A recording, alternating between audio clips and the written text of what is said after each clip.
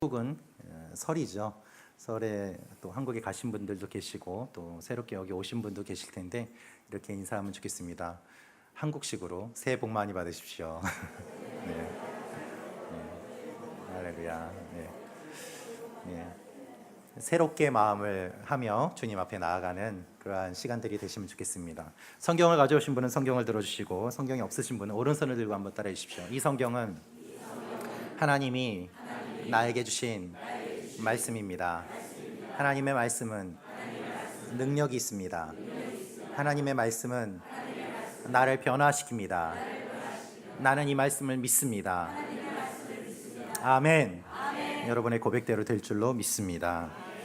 오늘은 하나님의 나라가 임하옵소서라는 제목으로 말씀 나누도록 하겠습니다. 주기도문 강해 설교 이제 6번째 시간입니다.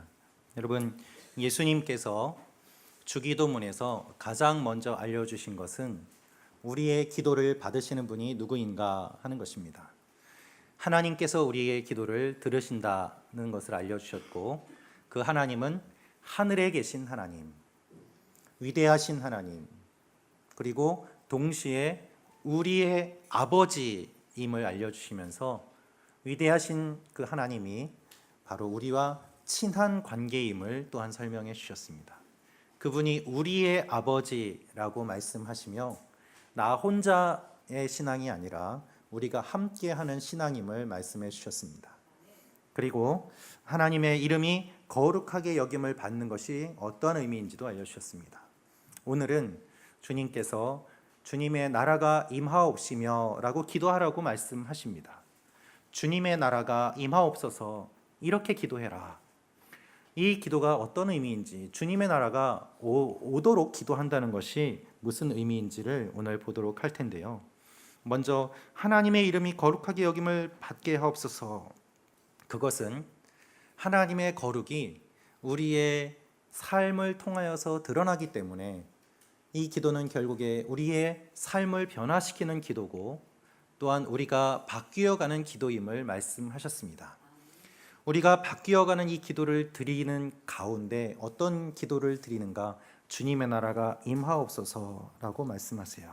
여러분, 거룩한 하나님의 이름은 하나님의 나라를 말씀하시는데 이 나라는 여럿을 의미합니다.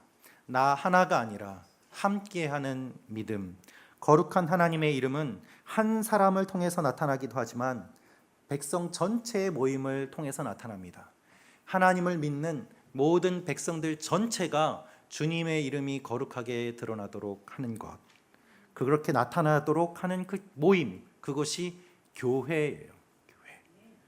여러분, 예수님은 우리 아버지라고 말씀하십니다. 여기에서 우리는 교회를 의미합니다. 하나님을 믿는 모든 백성들을 의미합니다. 그것이 교회고 주님의 백성이라고 성경은 말하고 있습니다. 그래서 오늘 말씀하시는 이 나라가 임하옵시며 이것이 어떤 의미인지 조금 더 구체적으로 보도록 하겠습니다. 마태복음 6장 10절 말씀 같이 읽겠습니다. 시작.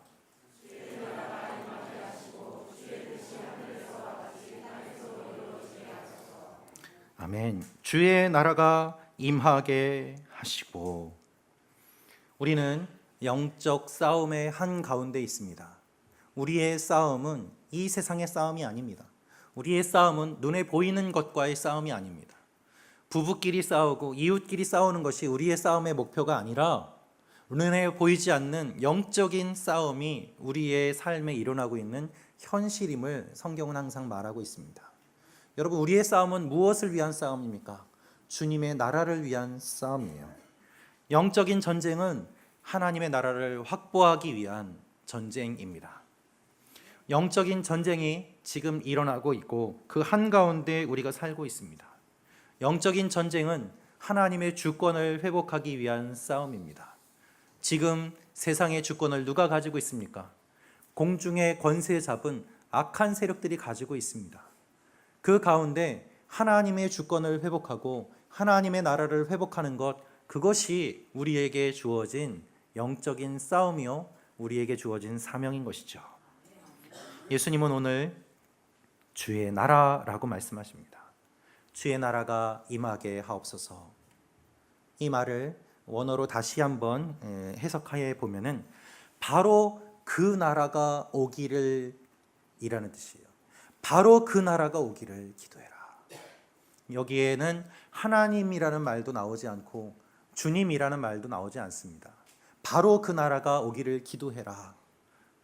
왜 이런 표현을 사용했는가 하면 마태복음은 유대인들을 대상으로 쓴 책이기 때문입니다.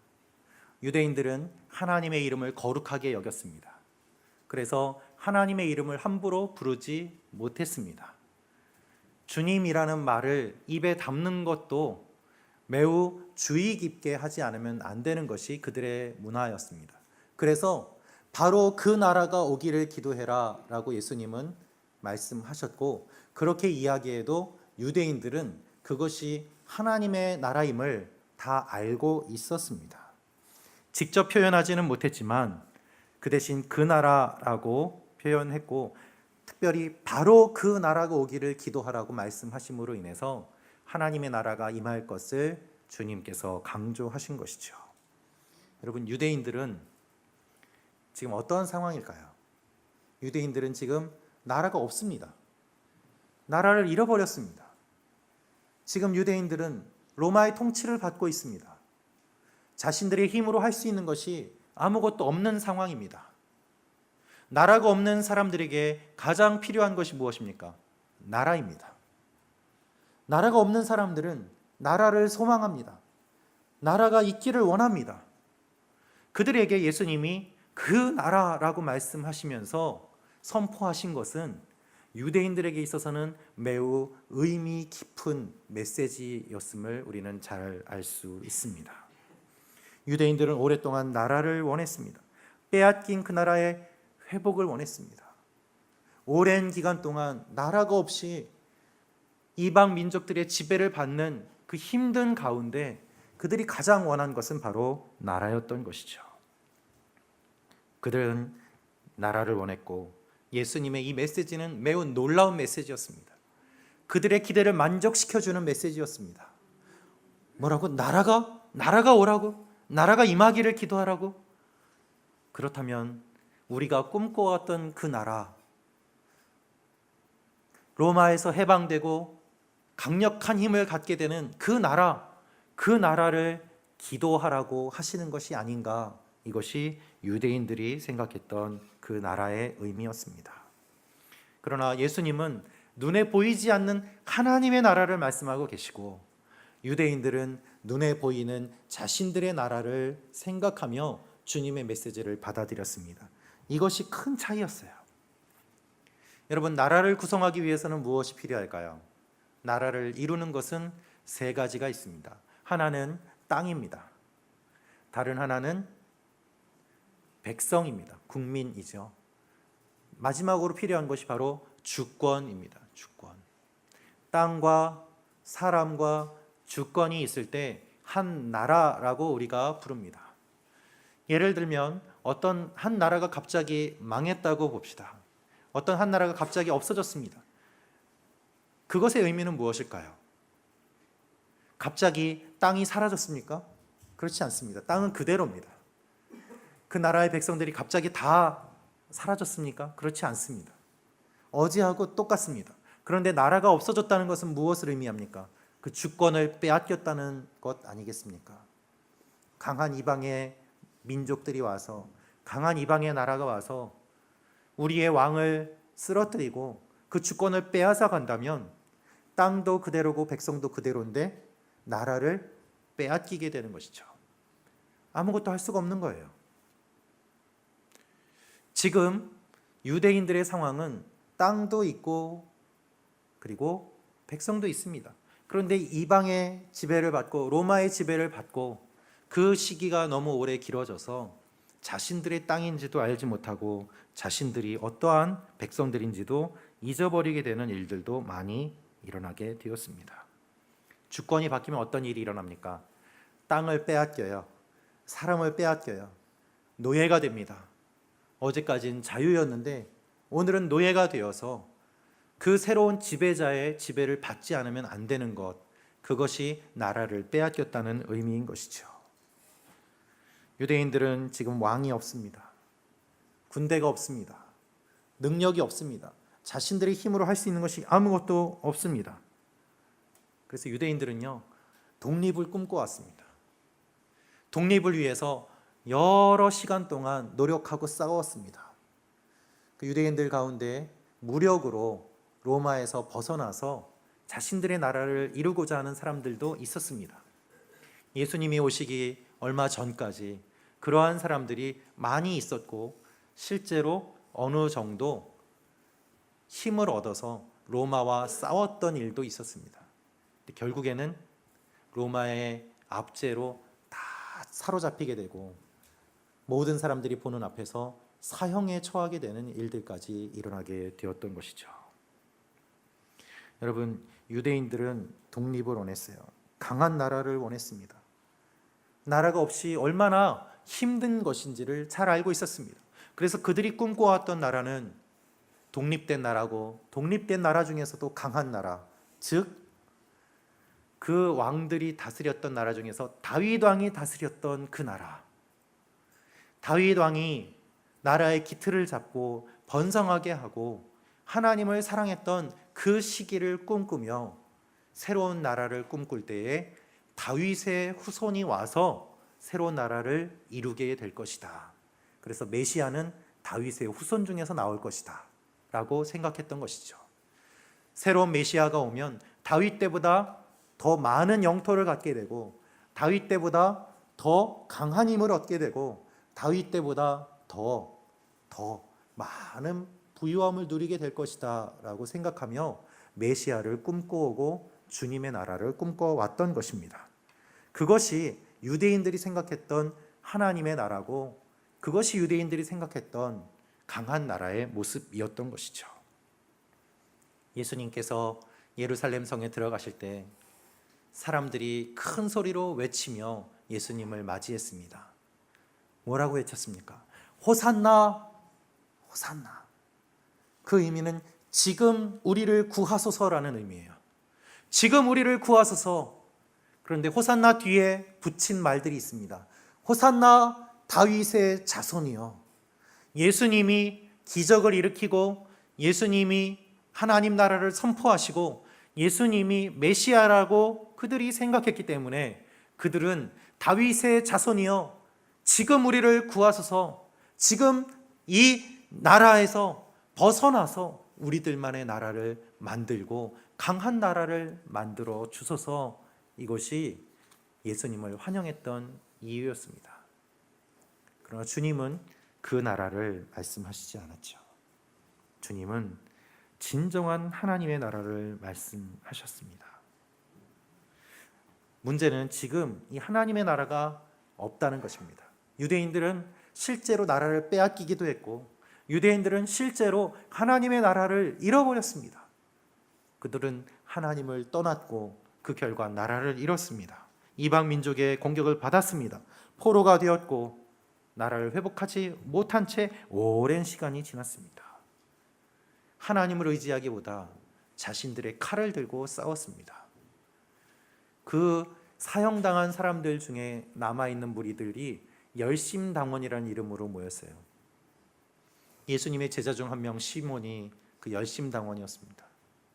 열심당원은 항상 품에 칼을 들고 다니다가 로마와 관계된 사람이 있으면 칼로 테러를 하는 그러한 모임이었습니다. 그런데 예수님 제자 중에 한 사람도 그 사람이 있었다는 것입니다. 여러분, 예수님은 유대인들이 꿈꾸는 이 나라가 어떤 나라인지 아셨을까요? 모르셨을까요? 너무 잘 아셨습니다. 그럼에도 불구하고 예수님께서는 진정한 하나님의 나라가 어떠한 것인지를 말씀하고 선포하고 계십니다. 하나님의 나라는 어떤 나라인가? 하나님께서 다스리시는 나라예요. 하나님의 나라는 어떤 나라인가? 하나님의 주권이 있는 나라입니다. 여러분, 하나님이 만드신 세상이 있습니다. 하나님의 백성들도 있습니다. 뭐가 없습니까? 주권이 없어요. 하나님의 주권이 지금 없어진 상태입니다. 누가 주권을 가지고 있습니까? 악한 세력들이 주권을 가지고 있습니다. 죄가 주권을 가지고 있습니다. 하나님의 지배가 아니라 죄의 지배를 받고 있는 것이 예수님이 보고 계시는 이 세상의 현실이었고, 주님은 그것을 알고 계셨기 때문에 진정한 하나님의 나라, 하나님의 주권이 회복된 그 나라를 말씀하고 계시는 것입니다. 하나님의 주권이 회복될 때 하나님의 이름이 높임을 받고, 하나님의 주권이 회복될 때 하나님의 나라가 임하는 것이고, 하나님의 주권이 회복될 때 하나님께서 기뻐하십니다. 이 하나님의 나라는 아브라함을 부르실 때부터 계획하신 나라예요. 아브라함 한 사람을 부르셨지만 아브라함을 통해서 태어날 그 많은 사람들, 후손들을 보시면서 그 나라로 불러주신 것입니다. 여러분 한 사람은 여러분 개인이 아닙니다. 여러분을 통해서 퍼져나가는 믿음의 자손들이 있고, 또한 여러분을 통해서 계속해서 이어져가는 그 다음 세대들이 있습니다. 하나님은 여러분을 부르실 때 여러분 한 분이 아니라 하나님의 나라를 꿈꾸며 여러분을 부르셨습니다. 그것이 하나님께서 아브라함을 부르시고 여러분을 부르신 의미인 것이죠. 인간은 하나님의 주권을 거부했어요. 처음부터 하나님의 주권을 인정하지 않았습니다. 그것이 죄입니다. 아담과 하와가 선악과를 따먹었습니다. 여러분, 이 선악과를 따먹은 그 의미는 무엇인가? 나무는요, 성경에서 중심을 의미합니다. 나무는 성경에서 중심을 상징하는 표현으로 많이 사용되었습니다. 나무는 중심을 상징하고, 나무는 권력을 상징하고, 나무는 하나님을 상징했습니다.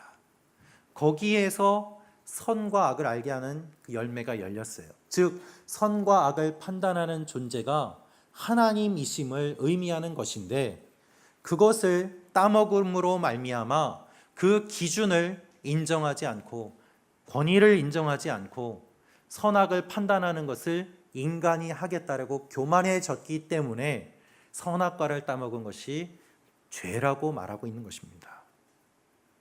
여러분, 인간이 선악과를 먹은 것은 중심이 바뀌었다는 것을 의미합니다. 주가 바뀌었다는 것을 의미합니다. 주권이 바뀌었다는 것을 의미합니다. 하나님의 주권에서 인간의 주권으로, 나 중심으로 바뀌었다는 다양한 의미가 있습니다. 그러나 이 다양하게 나타나는 의미들은 결국에 죄의 특징이에요. 죄를 지으면 자기 중심적이 되고, 죄를 지으면 내가 주권자가 되고, 죄를 지으면 하나님을 인정하지 않는 것이죠. 그래서 인간이 죄를 지은 이후에 하나님 나라를 잃어버렸습니다. 아담이 죄를 지은 이후에, 그 이후에 태어나는 모든 인간은 다 죄 가운데서 태어나고, 우리는 하나님의 나라를 경험하기보다 죄의 나라의 법칙 가운데서 태어나고 살아가는 존재가 되었습니다. 여러분, 이것이 우리 인간의 현실이에요. 마치 이집트에서 노예로 태어나서 노예로 평생을 살다가 죽어갔던 그 사람들처럼 우리도 죄 가운데서 태어나서 죄 가운데서 살다가 죽는 것이 우리의 삶의 모습이었다는 것이죠. 여러분, 우리의 현실은 무엇입니까? 죄예요. 우리의 존재는 무엇입니까? 우리는 죄인이에요. 여러분 기억하십시오. 여러분은 죄인이에요. 듣기 싫지만 주님이 보시는 우리의 모습이 바로 그것입니다. 죄 가운데서 죄의 나라의 법에 따라 살면서 그 법이 너무나도 익숙해졌어요. 그래서 죄 짓는 것이 너무나 당연하고 선을 행하는 것이 어려운 그러한 문화와 그러한 규칙과 그러한 법에 따라서 살아온 것이 우리의 모습입니다. 남의 것을 빼앗아야지 잘 산다. 남을 비난해야지 내가 높아진다. 그것이 우리가 살아왔던 법칙이에요. 여러분 주위에 그런 분 계시지 않습니까? 다른 사람을 꼭 깎아내리는 분이 있어요. 그러면 본인이 높아지는 줄 착각합니다. 그것이 익숙한 거예요. 그 법에 익숙하게 살아왔습니다. 가족도, 부부도, 자녀도 필요 없어요. 일단 믿을 존재는 나밖에 없다고 살아가는 분들이 얼마나 많이 있습니까? 부모님의 유산 때문에 가족이 서로 싸웁니다. 가족도 필요 없고 부부도 필요 없고 결국에 남는 거는 나밖에 없다. 내 힘과 내 지식과 내 주먹을 의지하지 라며 사는 분들이 얼마나 많이 있습니까? 여러분, 태어났을 때부터 우리는 거짓말에 너무 익숙해요. 아기들을 보십시오. 아기들이 순수합니까? 그렇지 않습니다. 예, 잘 보세요. 형 거 뺏어 먹고도요, 네가 먹었지 그러면 아니라고 해요. 그것이 본능이에요. 이기적이에요. 다른 사람을 생각하지 않아요.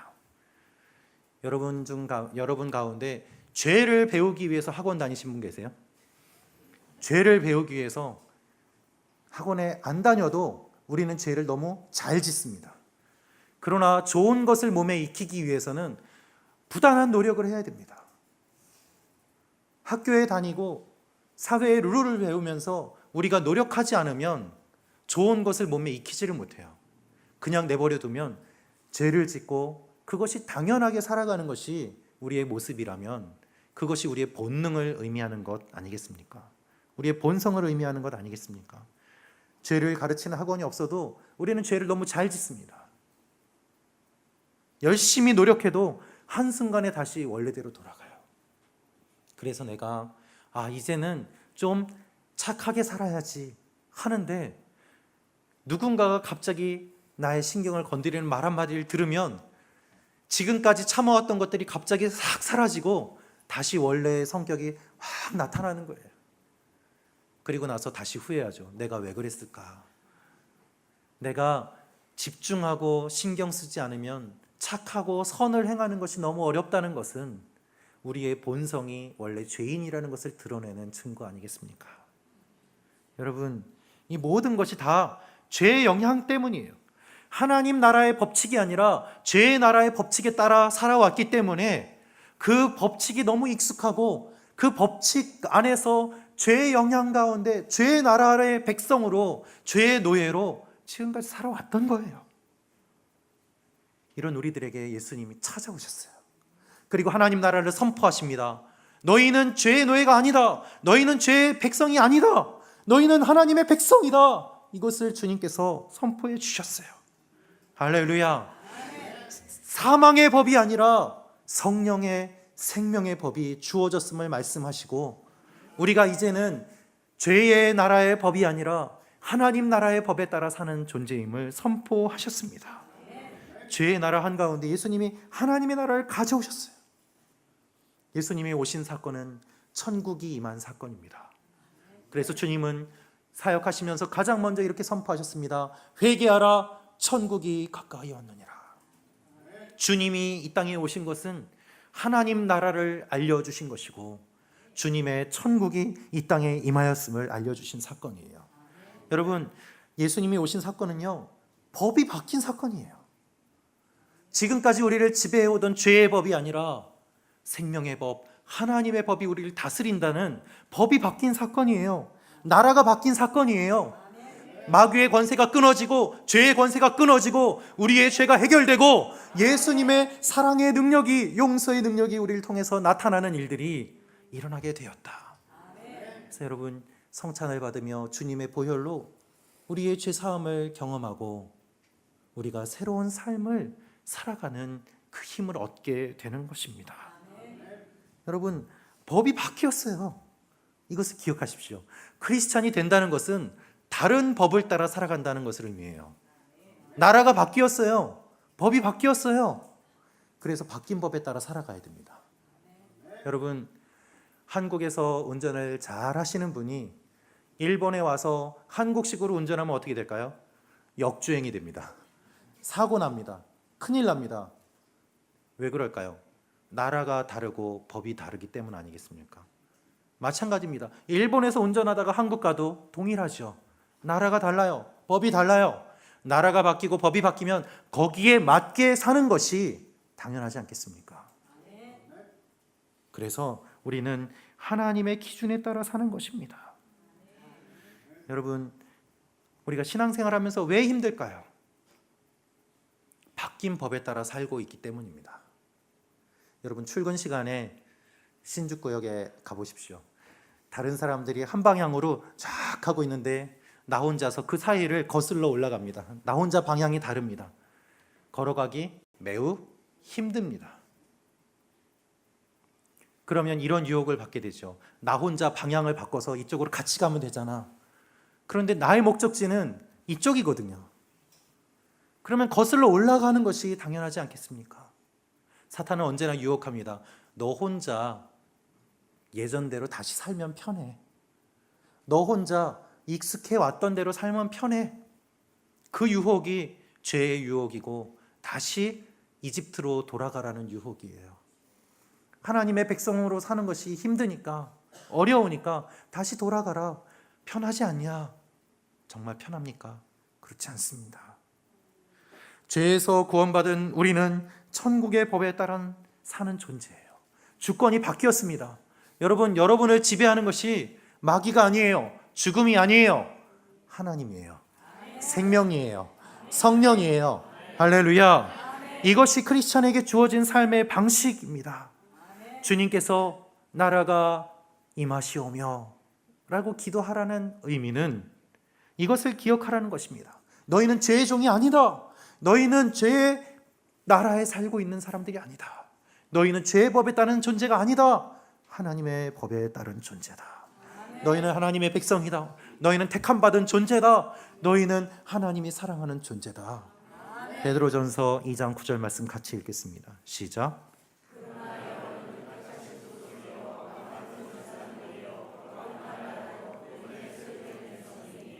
이는 여러분을 어둠에서 불러내어 그분의 놀라운 빛으로 들어가게 하신 분의 덕을 선포하게 하신 것입니다. 여러분은 택하신 족속이요 왕같은 제사장들이요 거룩한 나라요 그의 소유된 백성이니 여러분을 어두운 데서 불러내어 밝은 데로 들어가게 하신 하나님을 나타나게 하기 위함이다. 여러분, 바퀴벌레를 보면은 어둠 속으로 잘 숨어 다닙니다. 우리가 죄를 지으면 하나님을 피해서 자주 숨어 다닙니다. 빛으로 나오기를 싫어합니다. 그러나 하나님은 우리를 이미 빛으로 불러주셨어요. 그래서 빛의 자녀로 사시면 되는 것입니다. 여러분, 어두움 속에서 살지 마세요. 빛으로 이미 나오셨어요. 어두움에서 빛으로 부름받은 사람들을 크리스찬이라고 부르는 것이죠. 여러분 기억하십시오. 우리가 한 나라의 국민이라면 재산에 관계없이, 외모에 관계없이, 학력에 관계없이 그 나라의 백성이에요. 그 나라의 국민이에요. 국적이 바뀌지 않아요. 내가 못생겼다고 국적이 바뀝니까? 그런 나라는 없습니다. 우리가 구원을 받았으면 나의 외모와 나의 성격과 나의 재물과 나의 환경에 관계없이 이미 여러분은 하나님의 백성이에요. 그 나라가 바뀌지 않아요. 이 법이 바뀌지 않아요. 그래서 우리가 예수 믿으면 구원받고 하나님의 백성이 되고 그 천국에 들어가게 되는 것입니다. 그것이 하나님 나라의 의미입니다. 여러분, 하나님 나라는 세 가지 의미가 있습니다. 과거, 현재, 미래의 의미예요. 예수님이 이 땅에 오셨습니다. 그것은 하나님 나라가 이 땅에 임했다는 것을 의미합니다. 주님의 나라가 이미 임하여서 우리가 하나님의 나라가 어떤지를 맛볼 수 있게 하셨습니다. 그 나라로 갈 수 있는 문을 열어주셨습니다. 우리가 구원을 받아서 하나님의 백성으로 이 땅에서 살게 되었습니다. 그래서 지금 현재 하나님 백성으로 살면 되는 것입니다. 그리고 그렇게 살아갈 때 마지막으로 주님께서 저 천국에 우리의 자리를 준비하셔서 영원히 주님과 지내는 영원한 나라의 기쁨을 맛보게 하세요. 여러분, 천국을 경험하는 모델로 주신 것이 바로 교회입니다. 우리가 이 현실에서 어떻게 천국을 맛볼 수 있겠습니까? 두 군데서 천국을 맛볼 수 있는데 하나는 가정이고 다른 하나는 교회입니다. 많은 조직이 있지만 주님께서 직접 만드신 것은 가정과 교회 둘밖에 없어요. 그래서 가정은 교회 같아야 되고 교회는 가정 같아야 됩니다. 여러분, 가정이 왜 이렇게 많이 깨질까요? 가정이 왜 이렇게 많이 공격을 받을까요? 사탄이 그것을 싫어하기 때문이에요. 하나님의 나라를 가정에서 경험하는 것을 싫어해요. 그래서 가정이 천국이 아니라 지옥인 가정이 얼마나 많이 있습니까? 교회에서 천국을 경험하지 않으면 천국을 경험할 수가 없습니다. 그래서 그것을 알고 사탄이 교회를 공격합니다. 교회에 와서 예배 드리는 것이 천국이 아니라 교회에 오는 것이 지옥과 같은 교회가 얼마나 많이 있습니까? 그것이 얼마나 슬픈 일입니까? 여러분, 이 땅에서 맛보는 천국은 극히 일부예요. 가정과 교회에서 맛보는 이 천국의 기쁨은 매우 작은 것입니다. 영원한 천국이 우리에게 다가오고 그것을 소망하며 이곳에서 맛보는 그 천국보다 더 큰 영원한 그 나라가 있음을 기대하며 사는 것이 하나님께서 우리에게 가정과 교회를 주신 이유인 것입니다. 예수님께서 알려주신 기도는 예수님을 통해서 천국이 임했고 그 천국을 경험하고 천국의 소망을 품으며 기도하라는 것입니다. 이것을 린다 콤이라는 분은 다음과 같이 말합니다. 하나님 나라의 삶을 살고 하나님 나라가 되는 것이 주님의 명령을 이루는 길이다. 여러분, 주님께서 주님의 나라를 위해서 기도하라고 말씀하십니다. 그것은 주님의 명령입니다. 이렇게 기도하라. 예수님의 말씀은 하나님의 나라가 임하라는 것입니다. 하나님의 주권이 회복되는 것입니다. 그래서 여러분, 교회에 주님의 임재하심과 주님의 주권이 있어야 되고 여러분의 가정이 하나님의 임재가 있어야만 합니다. 하나님의 나라는 하나님이 다스리시는 나라고 하나님이 다스리시는 것은 하나님의 백성들을 통해서 나타납니다. 그 교회를 통해서 나타납니다. 하나님의 백성들은 우리 아버지께 기도하며 함께 천국을 꿈꾸는 것이죠. 그래서 교회는 천국의 모델이어야 되고 교회는 주님을 나타내는 곳이어야만 합니다. 그리고 주님은 이 교회의 그 모습을 꿈꾸며 기도하라고 말씀하시는 것입니다. 주님의 나라가 임하시기를. 어디에 임하십니까? 두세 사람이 모인 곳에 내가 너희와 함께 있겠다는 말씀처럼 우리가 모이는 이 모임에, 교회에, 가정에 주님의 임재가 임함으로 말미암아 그곳이 바로 천국이 되는 것입니다. 여러분, 마지막 때가 되면은요, 교회는 다 사라집니다. 왜 사라질까요? 교회가 사라지고 그 교회의 모든 모임들, 주님의 백성들이 하나님 나라가 되기 때문에 천국이 되는 거예요. 교회가 천국이 되고 천국이 교회가 되기 때문에 교회가 사라지고 주님께서 다스리시는 새하늘과 새 땅이 임하는 것이 주님이 말씀하시는 마지막 때에 일어나는 일들입니다. 여러분, 하나님은 사탄의 영향력이 다 사라지기를 원하세요. 죄의 영향력이 다 끊어지기를 원하세요. 더 이상 죄의 노예가 아니라 하나님의 백성으로 살기를 원하세요. 여러분, 이것이 가능한 것은 기도로 가능합니다. 우리가 우리의 삶을 바꾸려고 해도 안 돼요. 안 돼요. 기도로만 죄를 끊을 수 있어요. 기도로만 옛 영향력에서 벗어날 수 있어요. 지구의 중력을 벗어나기 위해서는 그것보다 강한 힘이 필요합니다. 그래서 로켓은 많은 연료를 소비하면서 추진력을 얻습니다. 제 영향력을 벗어나기 위해서는 그것보다 강한 힘이 필요합니다. 그 힘은 우리의 힘이 아닙니다. 그 힘은 기도의 힘이에요. 그 힘은 성령의 힘이에요. 그 힘은 주님의 힘이에요. 너희를 어두운 데서 불러내신 그분이 너희의 아버지시다 말씀하시며 더 이상 죄의 노예로 살지 않기를 주님께서 원하시는 것입니다. 여러분, 주님의 나라가 임하시기를 기도하십시오. 그 나라가 임하면 우리의 삶이 변하고 죄의 영향력이 끊어지고 주님의 이름을 드러나게 합니다. 주님의 이름이 거룩하게 높임을 받게 돼요. 그래서 이 두 번째 기도는 첫 번째 기도와 연결되는 것입니다. 주님의 나라가 임함으로 주님의 영광이 나타나는 것. 여러분, 이 꿈을 꾸는 것이 교회입니다. 그저 건물이 아니라, 그저 모여서 한 시간 앉아있다 돌아가는 것이 아니라 하나님께서 여러분을 부르신 그 이유와 그 목적이, 그 사명이 바로 이것을 위한 것입니다. 여러분, 지금도 하나님은 여러분을 통해서 주님의 나라를 넓혀가기를 원하세요. 전도는 무엇입니까? 주님의 나라가 확장되는 것입니다.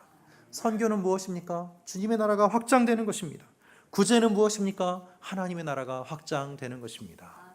여러분을 불러주신 주님께서 여러분을 통해서 놀라운 일들을 이루어 가기를 원하십니다.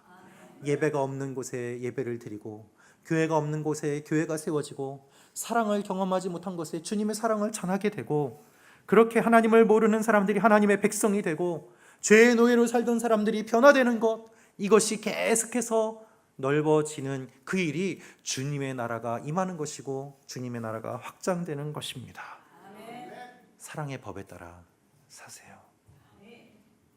지금도 어둠 가운데서 하나님을 만나지 못하고 사는 그 사람들이 얼마나 많이 있습니까?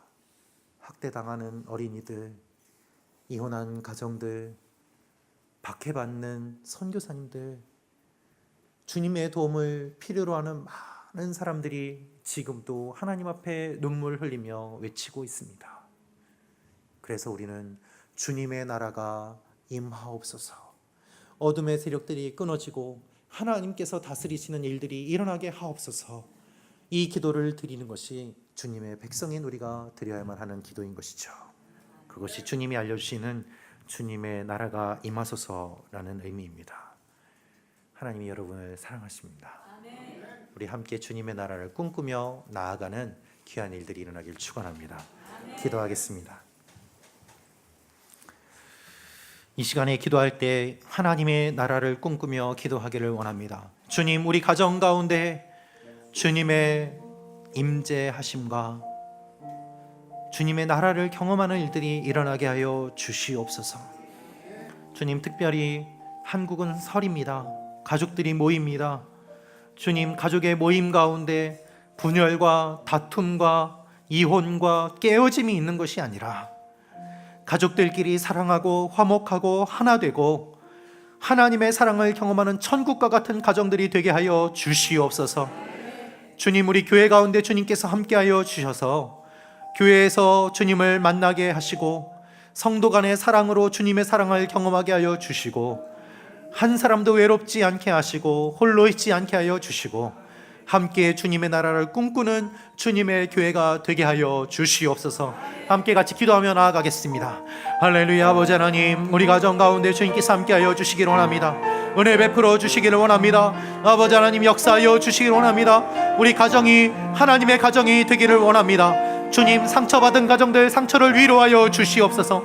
이혼하고 깨어진 가정들 주님께서 위로하여 주시고 다시는 어려움이 없게 하여 주시고 눈물이 없게 하여 주시고 아버지 하나님과의 관계 가운데서, 가족들과의 관계 가운데서 평안함을 누리고 천국을 누리는 일들이 일어나게 하여 주시옵소서. 주여, 우리 자녀들을 축복하여 주시고 우리 부모님들을 기억하여 주시고 부모 자녀와의 관계가 화목한 관계, 주님께서 원하시는 관계, 천국이 되는 관계가 되게 하여 주시옵소서.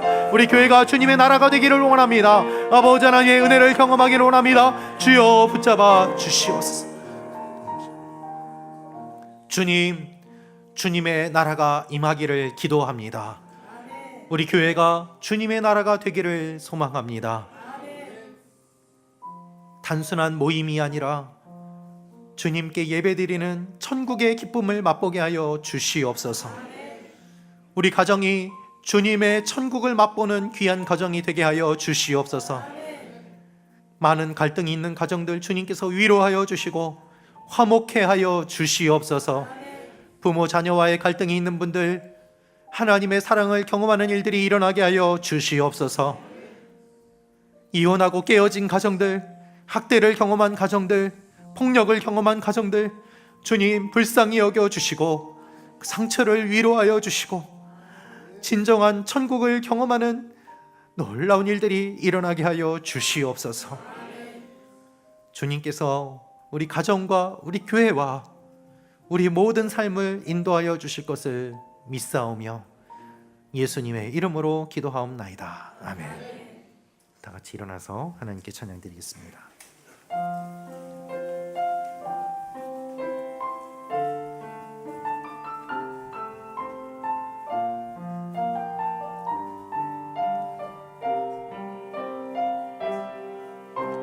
주 나의 모습 보네 상한 나의 몸 보시네 주 나의 눈물 아래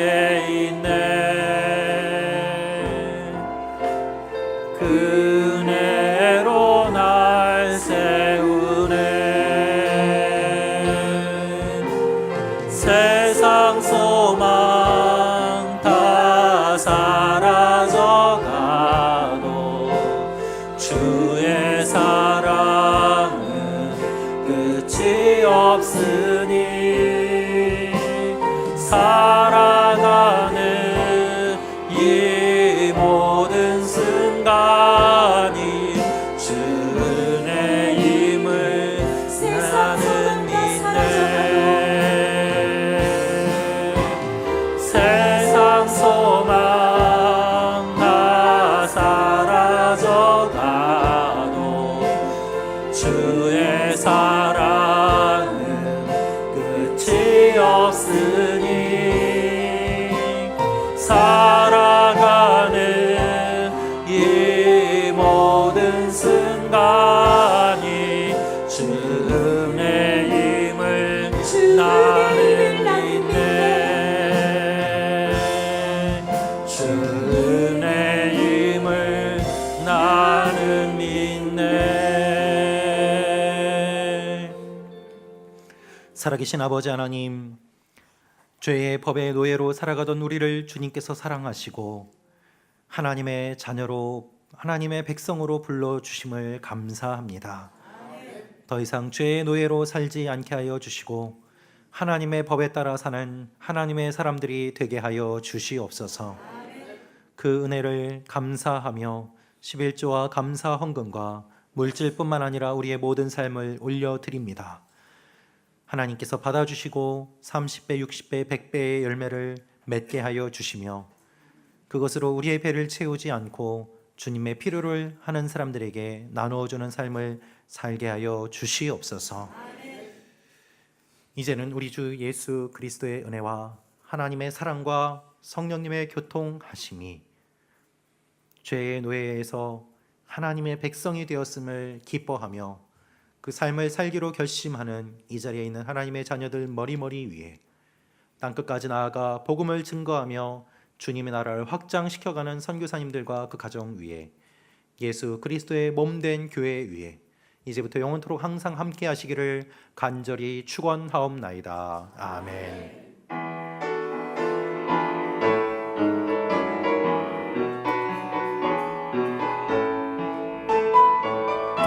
살아계신 주 나의 참된 소망 걱정 근심 전혀 없네. 사랑의 은혜 밝히는 너아니 내 모든 삶의 기쁨 늘 충만하네. 할렐루야. 하나님께 영광의 박수 돌리겠습니다. 네.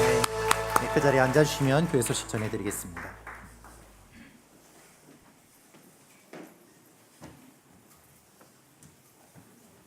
몇 가지 광고 말씀 전해드리도록 하겠습니다. 오늘 예배 드린 가운데 임례송하고 또 헌금송이 바뀌었는데요. 올해부터 저희가 서울 오늘에 맞춰서 또 새해를 시작했습니다. 그래서 여러분 변경된 찬송에 익숙해지도록 여러분 많이 함께 불러주시면 좋을 것 같습니다. 그리고 2층 나가셔서 왼쪽에 정수기가 있는데요. 거기에 사랑의 쌀이 준비되어 있습니다. 필요하신 분들은 자유롭게 가져가셔도 괜찮습니다. 그리고 아까 예배 전에 목사님께서 말씀하신 신방에 관해서인데요. 보시면 주보 안에 이렇게 신방 신청서가 써 있습니다. 그래서 두 개로 나눠져 있는데 개인 신방과 순신방이 있습니다. 그래서 개인 신방은 다른 순원들이나 참가하는 게 아니라 목회자들, 교역자들만 이렇게 참가해서 가정에서 원하시는 분들은 개인 신방으로 신청을 해주시면 되고요. 순원들하고 함께 순신방을 원하시는 분들은 여기다 이렇게 동그라미 순 신방에 동그라미를 해서 내주시면 됩니다. 그리고 기도 제목과 순방 내용을 신방 내용을 정해주시고 그리고 날짜를 원하시는 날짜를 3가지 정도 적어주시면 좋을 것 같아요. 날짜가 또 겹치는 부분도 있기 때문에 뭐 예를 들면 1월 뭐 30일, 2월 1일, 뭐 2월 8일 이런 거 3개 정도 원하시는 날짜를 적어주시면 좋을 것 같습니다. 그래서 헌금함에 신청서를 넣어주시면 좋을 것 같습니다. 그리고 서윤 목사님께서 2월 7일 이번 주 목요일인데요. 서울 온누리교회 비전 컨퍼런스 회의 참석을 위해서 서울로 가셔서 16일 토요일 날, 그 다음 주 토요일 날 돌아오십니다.